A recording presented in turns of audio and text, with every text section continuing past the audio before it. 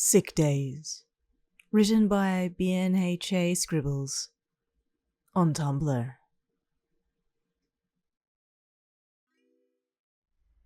You were a mess.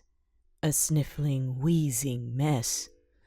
Not that Kirishima didn't think you were drop-dead gorgeous, snot and all. But really, you looked sick. Very sick. As it stood, you could barely keep your head upright. You'd nearly fallen asleep twice during President Mike's English lecture, and the only reason you'd avoided a scolding was because Kirishima had made sure to sit up very straight, his broad shoulders shielding you from your teacher's line of sight.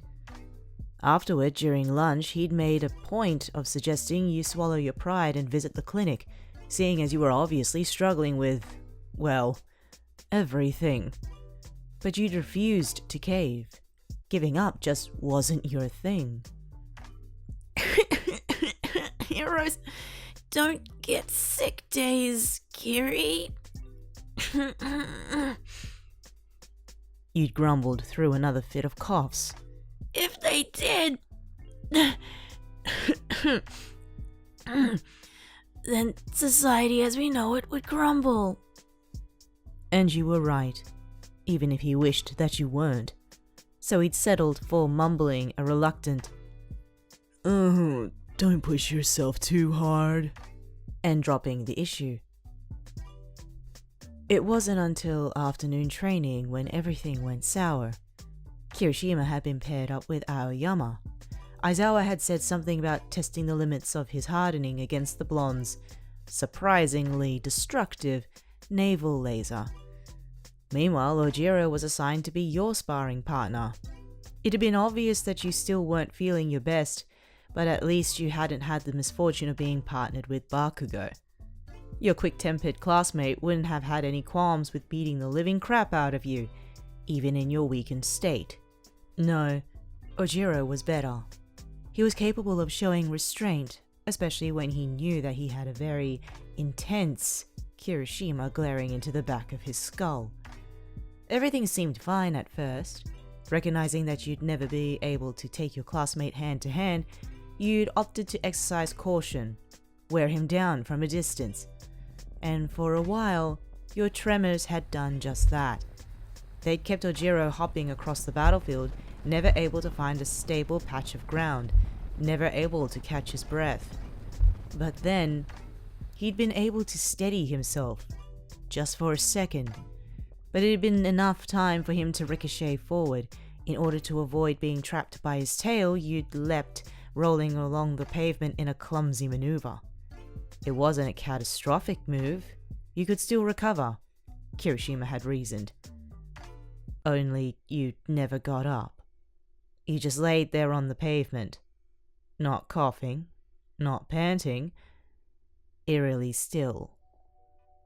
And Kirishima bolted, shoving his way past his classmates, ignoring the debris and the confused chatter as he made his way over to you. The sight of your chest, rising and falling steadily, had been enough to draw a relieved exhale from him.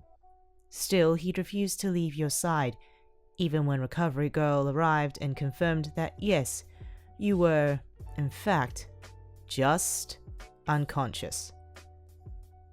Only the threat of Aizawa's capture weapon had been enough to make him step back long enough for two robots to load you onto a stretcher. Seeing them haul your crumpled body off had nearly killed him.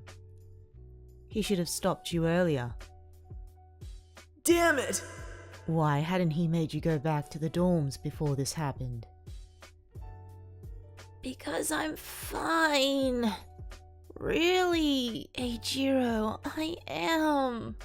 You answered his question later when he visited you in the clinic. Once training was over and once all of his complaining has earned him a hall pass from one thoroughly irritated Aizawa.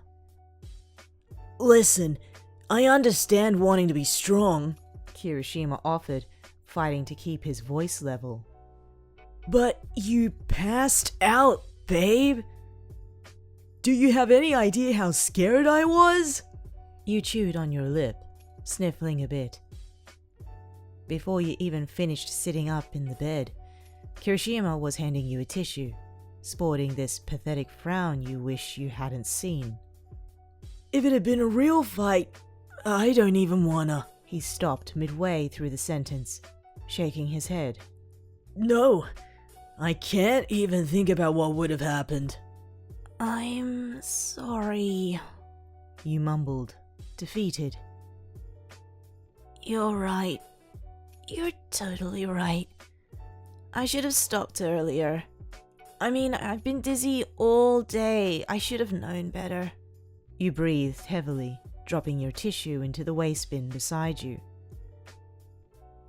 Oh, it's just... I don't know. I didn't want to give everyone a reason to think I'm weak. Didn't want them to think that I couldn't handle a little cold. Nobody thinks you're weak. Well, now they do. I ate it out there. And now everyone in the class is gonna think I'm some wimp that faints when they get worked up. No! Hell no! Kirishima assured, rolling his chair in closer. Everyone knows you felt like absolute crap today. They saw you hold your own against Ojiro, even looking as terrible as you did. You scoffed, pretending to be offended by his little terrible comment. He snorted, smiling wide. No offense. You're always beautiful to me, babe. Kirishima's expression softened. But seriously, after watching you fight through it, they probably think you're even more of a badass. You sighed, shaking your head. You're wrong. 2 words from you were enough to make every muscle in his body go rigid. I wasn't just holding my own in my match. I was about to win. Kirishima relaxed, his grin returning. Well, I guess we'll never know for sure. He patted your shoulder with his free hand and tried to ease you back down into the bed. No, you insisted, resisting the push of his hand. If Ojiro had taken one more step to his left, the pavement would have crumbled beneath his feet. Seeing Kirishima's confused expression, you gestured towards the floor, grinning as if you were mad and looking much more animated than you had all day. Sewer! I obliterated the cement all the way down to the sewer beneath the training grounds. Your enthusiasm caught up with you, and you were momentarily overwhelmed by another bout of hacking. If I'd been conscious, then Monkey Man would have been going for a swim and I would have won! Kirishima stared at you, completely at a loss for words. The silence didn't last, though. Less than a second later, he doubled over in laughter, using his wrist to brush tears away from his face. He still looked thoroughly amused when he straightened out, delighted eyes meeting your own. Reaching out, he ruffled your hair. He would have kissed you if he'd been sure it wouldn't have posed a risk of spreading whatever you had to the rest of UA.